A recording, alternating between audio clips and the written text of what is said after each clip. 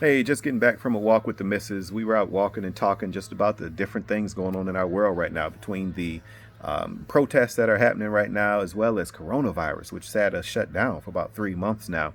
We've gotten many calls from people who've lost loved ones. We've lost loved ones, very close family members that have passed in the last 60 days, some to coronavirus, some not. People often want to know immediately, what are my next steps? What should I do to get access to the property? How do I get mom's bank account moved over into our names? Those types of things. And we're going to do future TQ talks about that. But for today, I want to talk about what to me I think might be the most important thing that you should know at that time.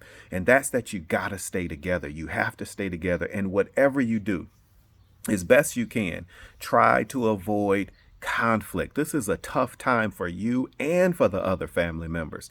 Even if there's sibling rivalry that's gone on for years or whatever it is, everybody is hurting and mourning in their own way. And so now is the time to come together. Another reason is because the more there's conflict, it leads to more fighting. And the more fighting, the bigger a court case that's going to come about. The bigger the court case, the more work the attorneys have to do, the more work attorneys have to do, the more it's going to cost you. So you have to do whatever you can to avoid the conflict during this time. Now, two quick ways to do that.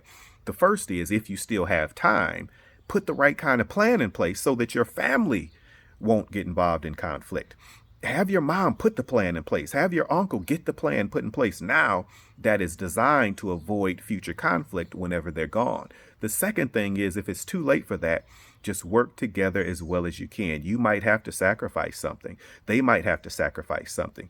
Principle can't be the reason that you go ahead and fight. Try to avoid that fighting as best you can, because there's some steps that you're going to have to take to properly manage the estate or the trust or whatever is there. Stay together. Try to stay unified as best you can. Quit fighting. Let's just move forward together. That's the best thing you can do right now. We're going to have future TQ talks coming. We're going to talk about the documents to look for. And we're going to talk about, the steps that you want to take. But for now, keep it together. Subscribe to this YouTube channel. We're going to have future TQ talks coming in the coming weeks, and you don't want to miss them. Thanks.